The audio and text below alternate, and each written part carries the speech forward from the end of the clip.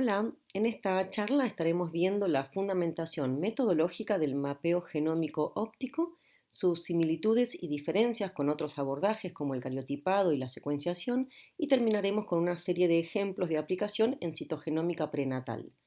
El Optical Genome Mapping o mapeo genómico óptico es un método citogenómico relativamente reciente capaz de detectar todo tipo de anomalía numérica y estructural, incluyendo translocaciones balanceadas y también los CNVs o variantes en número de copias. Dentro de las anomalías que conocemos a nivel cromosómico, las más complicadas de detectar con técnicas genómicas son las estructurales, las que implican cambios de posición sin ganancias ni pérdidas de material genético. El abordaje que implementa el mapeo genómico no es una secuenciación en sí, por lo tanto es incapaz de detectar variantes a nivel de nucleótido como lo hace un SNP. Pero en lo que se destaca esta tecnología es en poder detectar variaciones estructurales a partir de los 500 pares de bases hasta el cromosoma completo en la detección de aneuploidías, por ejemplo. Claramente el análisis del cariotipo ha sido y sigue siendo la metodología de preferencia para detectar anomalías cromosómicas estructurales, analizando los cromosomas como estructuras intactas tal como estaban dentro de sus células. ¿Y por qué con la secuenciación no se logra reemplazar todavía este proceso que es manual y bastante laborioso? Bien, uno de los motivos es que cuando se aplica, por ejemplo, la tecnología del NGS, uno de los primeros pasos es fragmentar a todo el genoma en pequeños segmentos.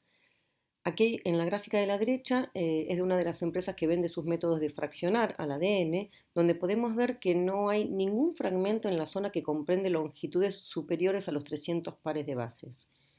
Todo el genoma queda fragmentado en pequeños segmentos y el siguiente paso en estas técnicas será secuenciarlos y analizarlos. Es decir, que luego de fragmentar y amplificar todo el genoma, lo que se hace o se pretende hacer es reconstruir a partir de todas estas pequeñas secuencias el genoma original, lo cual no se logra de un modo exacto, es decir, no se puede reconstruir con precisión la localización espacial original de cada fragmento. Otra limitación que presentan las metodologías de secuenciación es que el genoma humano está plagado de regiones altamente repetitivas. Cerca de una tercera parte de nuestro genoma consiste en secuencias únicas, que son las porciones que vemos en grises. Pero dos terceras partes están formadas por elementos repetitivos. Entonces, si nosotros podemos ver hasta 200, 300 paredes base en un genoma fragmentado, difícilmente se puede obtener información de estos dos tercios del genoma, que es altamente repetitivo. Uno puede creer que de hecho las secuencias repetitivas no son de importancia, que solo nos deberíamos centrar en las regiones grises, en los genes. Pero lo que sucede es que muchas variaciones estructurales ocurren en sitios que están flanqueados por regiones repetitivas y que de hecho hasta son producto de las recombinaciones con errores de estas regiones repetitivas. Entonces, al ignorar las regiones repetitivas, estamos también ignorando muchas variaciones estructurales. Por estos motivos es que si bien han surgido muchas nuevas tecnologías en la citogenómica, el cariotipado sigue siendo el gold standard para el estudio integral del cariotipo en citogenética clínica. En cierto sentido, la empresa Bionano, que es quien lanzó este nuevo abordaje, usa los mismos principios que el cariotipado, ya que observan a las moléculas de ADN intactas y se analizan los patrones de bandas. Lo novedoso de esta tecnología son unos arrays o nanocanales que vemos en la imagen central, donde cada uno de estos canales, como veremos más adelante, acomoda a una única molécula de ADN.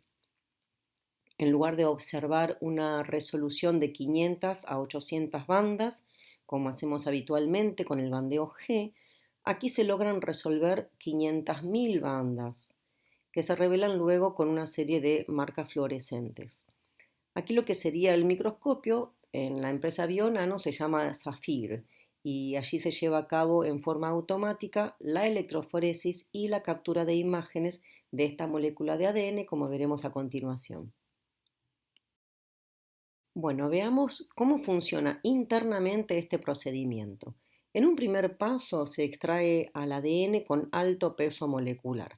Todos los protocolos de aislamiento de ADN, ya sea por columnas, magnetismo o precipitado, rompen al ADN en fragmentos de longitudes máximas de aproximadamente 30 kbases. Y esto es algo que se evita en este método. Aquí en primer lugar se lisan a las células en suspensión y luego se atrapa al ADN usando discos de sílica. Luego se lava y se diluye al ADN en otro tubo. Lo que se obtienen son moléculas de ADN muy largas que no fueron expuestas a ninguna fuerza mecánica, están intactas. La duración de este protocolo es de unas 4 horas. Se puede trabajar con sangre fresca o congelada o también con médula, con células que ya han sido cultivadas e incluso con tejido fresco o congelado.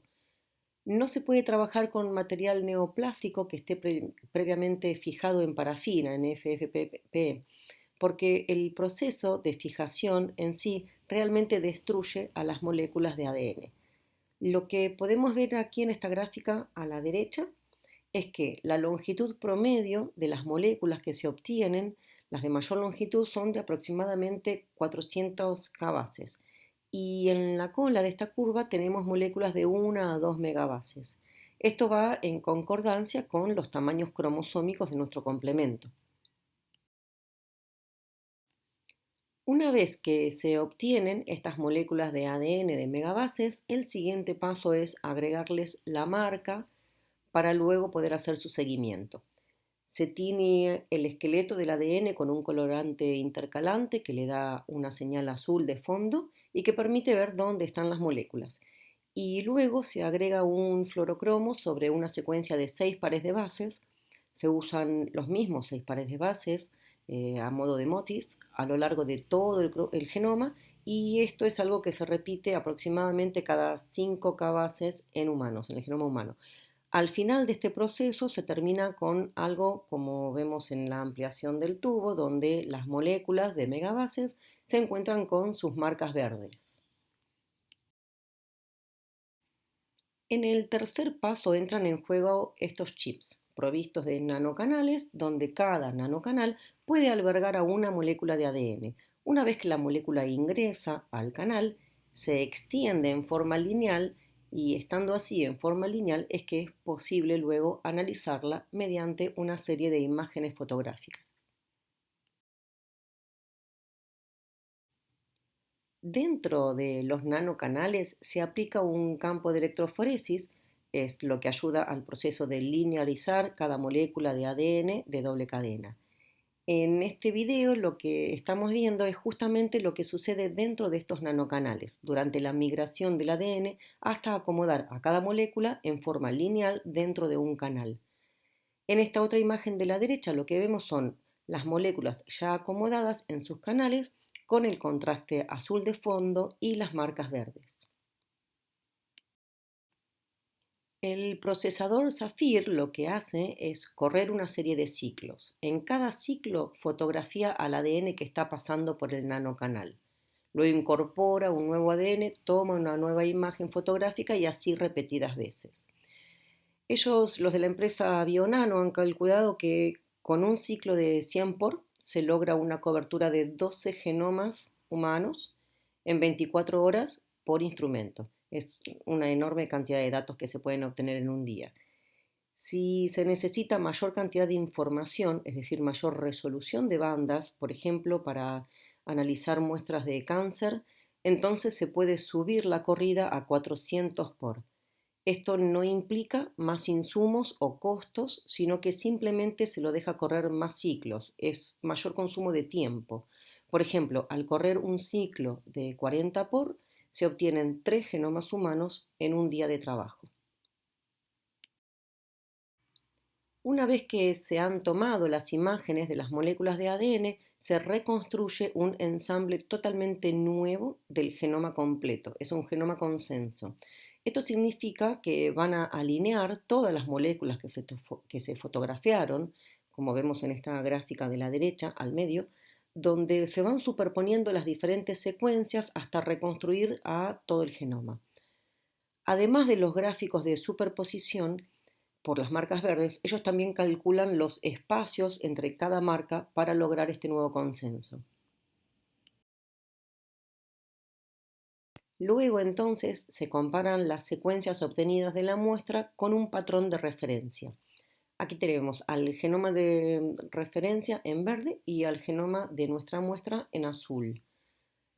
Como sabemos la secuencia, también sabemos la posición de cada marca que incorporamos en el ADN de la muestra. Entonces se alinea el ADN del paciente con el genoma de referencia y se buscan las diferencias. En este caso lo que estamos viendo es una deleción. Hay toda una porción que está presente en el genoma de referencia, pero no se encuentra en nuestra muestra. Con este mismo mecanismo se detectan todos los tipos de variaciones cromosómicas. En el primer caso vemos que cuando las distancias entre las marcas de nuestra muestra son inferiores a las del patrón de referencia, es que estamos encontrándonos con una deleción. En cambio, cuando la distancia entre dos marcas aumenta, estamos frente a una inserción. En la parte central, arriba, cuando vemos que hay un patrón de marcas que se repite, lo que se está detectando es una duplicación que puede ser una expansión repetitiva o una duplicación en tándem. A la derecha vemos cómo las translocaciones se detectan cuando el mapa de nuestra muestra se alinea la mitad con un cromosoma y la otra mitad con otro cromosoma, por ejemplo, o en el mismo cromosoma pero en un lugar diferente al original. Y abajo vemos un patrón que invierte su orden, por lo tanto estamos frente a una inversión cromosómica. Una vez que el genoma se analiza, se presenta en un gráfico circular donde cada cromosoma está representado en el círculo, numerados en la parte exterior. En la parte interna del círculo vemos una serie de líneas púrpuras que están representando a las translocaciones. En el segundo círculo, de fuera hacia adentro, es donde se marcan las demás variaciones y vemos, por ejemplo, inserciones en verde, deleciones en naranja, inversiones en celeste, según la referencia que vemos con los distintos colores a la derecha abajo. En el siguiente círculo, hacia adentro, se representan las variaciones en número de copias o CNVs. Y en el círculo más interno se representan a las aneuploidías de haberlas, como en este otro ejemplo, donde vemos marcados a los cromosomas 6 y X como monosómicos. Tenemos señalados ambos con una línea naranja en el círculo más interno. A partir del gráfico general circular se puede luego observar un poco más en detalle haciendo clic en cualquiera de los puntos marcados en colores. Aquí, por ejemplo, se observa el detalle de una inserción de 6 bases y además nos brinda otras informaciones de interés, como por ejemplo qué genes están involucrados en esa región, de haber alguno, y en este caso vemos que está implicado el gen CLCA4, que se localiza en el brazo corto del cromosoma 1. Bueno, veamos ahora algunos ejemplos de aplicación en diagnóstico prenatal. Vamos a tomar este artículo que salió en el 2021 en la revista Genes y en este trabajo utilizaron como muestras líquido amniótico sin cultivar siempre que la concentración de la muestra tuviese al menos 1,5 millones de células. Caso contrario, se somete la muestra a cultivo para incrementar la concentración celular y optimizar el proceso. En este primer caso, vemos en el gráfico circular de la izquierda cómo se evidencia la ganancia de todo un cromosoma 21, lo que vemos en el recuadro azul. Y sabemos que se trata de un embrión con cariotipo masculino. En la ampliación de la derecha se ve el CNV señalando el exceso del cromosoma 21. Aquí en esta misma gráfica el eje Y del CNV representa la cantidad de copias de cada cromosoma y justo donde está la flecha corresponde a 3 copias. En el eje X de esta misma gráfica se representa por separado a cada uno de los cromosomas del complemento. Como se trata de un paciente masculino, hacia la derecha de la gráfica vemos una copia para el cromosoma X y una copia para el cromosoma Y. En algunos cromosomas podrán ver ciertos gaps en blanco, en el cromosoma 1, en el 9 a nivel centromérico, en los cromosomas del grupo D, en la región de tallos y satélites, en el 16, en su región centromédica. Todas ellas corresponden a regiones heterocromáticas altamente repetitivas que escapan a esta técnica, es decir, que cualquier cambio cuyas rupturas involucren a estas regiones no podrá ser detectado.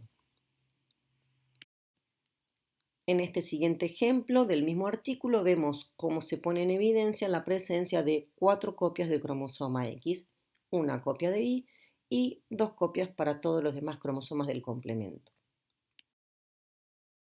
En este otro ejemplo vemos una deleción en la región Q112 del cromosoma 22 responsable del síndrome de DiGeorge.